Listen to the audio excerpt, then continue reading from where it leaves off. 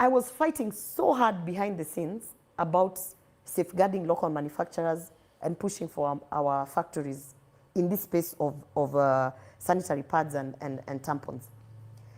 And in a WhatsApp group where the president was, I was trying to get information from Kimani Kuria, the MP for Molo, who is the finance chair, who at that time was dealing with any information about the finance bill. That guy was refusing to send me information. I'm like, there's a lot of fake news about taxes on pads. Can you just tell me what you guys have come up with and what taxes are actually being imposed? Because everybody is saying that Orwoba is actually fighting to get pads taxed, which is not the case. And he refused to send me that information that night. And I'm pretty sure I was not only upset, I was like next level upset, because it was my head that was on the chopping board to the public by design, by the fact that I'm now known as the period senator. So nikamtukana huko kwa hiyo group. Now we had his people, jeshi yake yenye alikuwa amechoma, wakakuja kunileta juu, back and forth. The next day is when we were in State House, when the president, when we were doing the press conference. And I was pinched because the president was telling me to stop being hard on people on WhatsApp.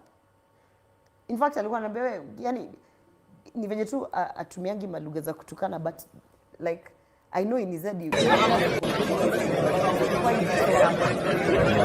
why he was pinching me. And then I said, Kimani Kuria was, if you go to the press conference, if you go to the video, Kimani Kuria was standing in front of us. Rigiji was standing next, Kimani Kuria in front because he was about to speak. And then the president turned and saw me, and then he remembered jana usiku venye nimetukana Kimani Kuria kwa WhatsApp. Because of course anaona, si anasoma hizo vitu zo anaona. So akaniambia, why are you being so hard on people on WhatsApp? If you get a lip reading person, they'll tell you exactly the words. And then I told him, no, why was he refusing with the information? Yani nikamrudishia, why was he refusing with the information? And then he said something to the tunes of, like he was like, no, don't be hard on people on WhatsApp. It was a very short exchange. And then I told him, no, boss, fanya kazi yako, wacha mimi nifanye kazi yangu. That's when you see people laughing. No, you're going to play the video. That's when you see the second time people laughing. Then he turns like, did you actually say that to me? You know, like he turns like, because what I was trying to tell him is, don't come to our fights down here. If this guy gave me the information at the time when it needed to be given, we would stop the fake news from spreading. But this guy is busy trying to play who's bigger than who, and in the end, it is the whole team that is suffering. And let me tell you, at the end of the finance bill, when the president and the whole government came out of it, what is the first thing they said? The president himself said that when he looks bad, we did so poorly on communications. And what he really meant was that information that we should be giving people before they create fake news, we are sitting with it. Why? Because we are fighting internally with a lot of shit. So, Kimani Kuria from day one should have said, hakuna taxes imeongezwa kwa pads. Nobody would have put my head on the chopping board because the information would have been out there. But there was so much gray areas that anyone could wake up Obinna on that day and say, we are taxing whatever. And you know,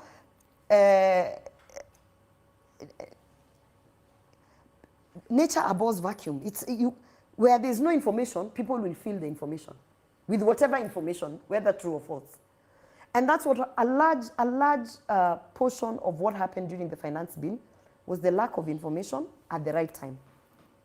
Because there was a lot of hoarding of information. Internally, people were flexing muscles, who's bigger than who, who's more important than who. And meanwhile, the country was out there being fed with a lot of fake news, one of them being taxes on pads. Okay. So I think nimekukrosia vitu mbili kwa list. Narudi hapo. So about do you believe the period story? The poll is out. So 51% are saying yes, 49 are saying no.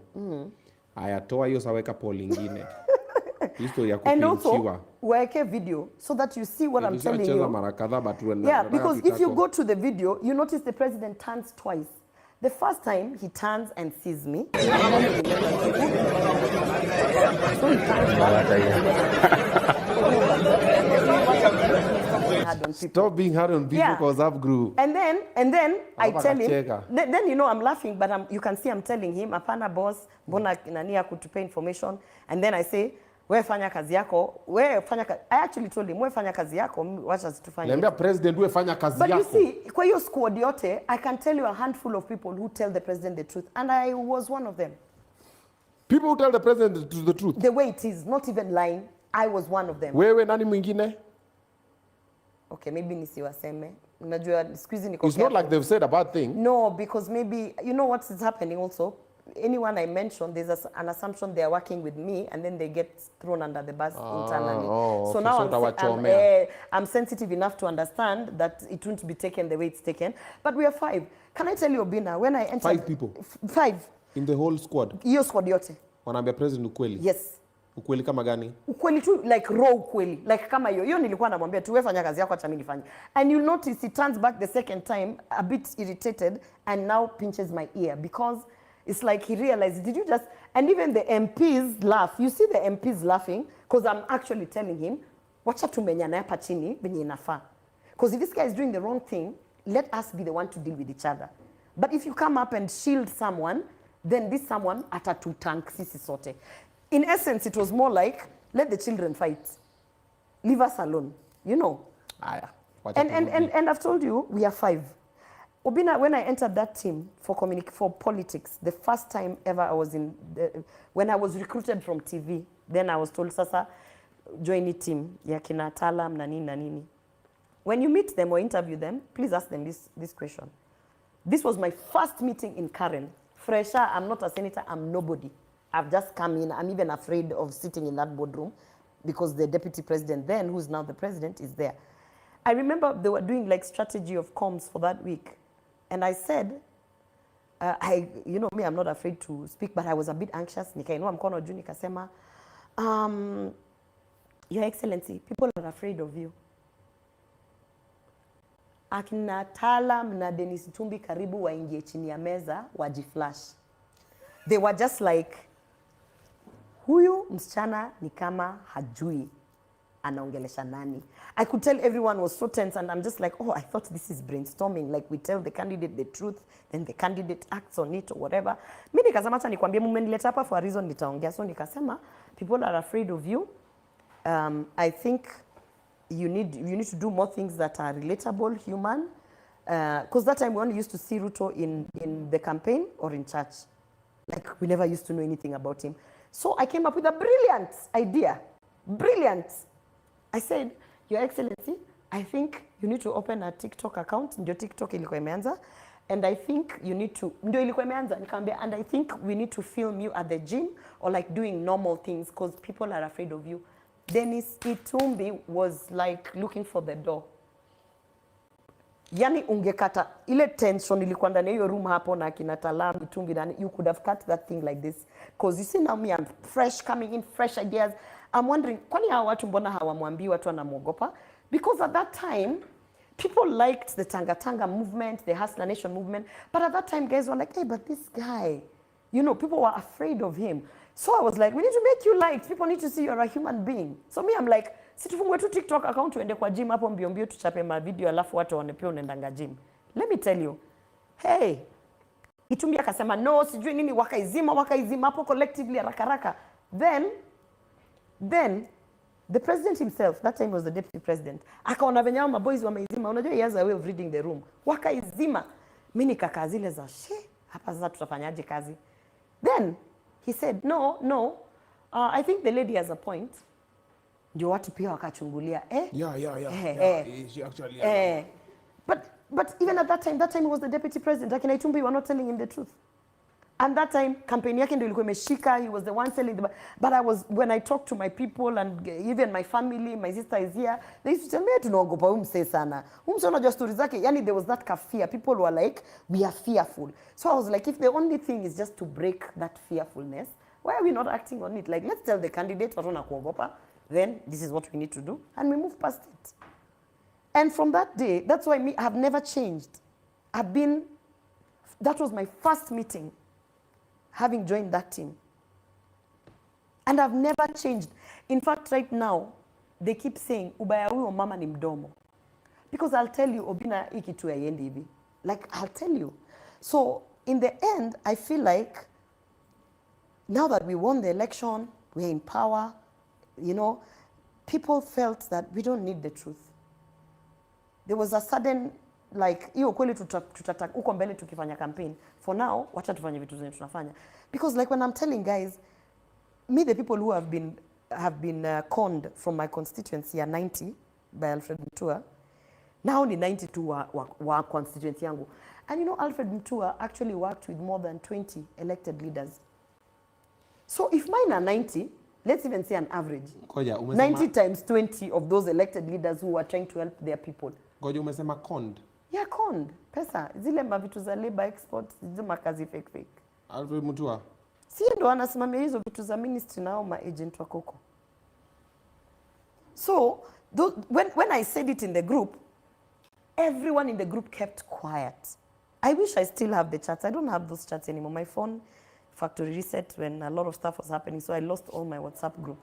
But if I had them, I would have shown you. Kukanyamaza for a solid like 20 minutes kwa hiyo group. Hiyo group anyamazangi. You know why?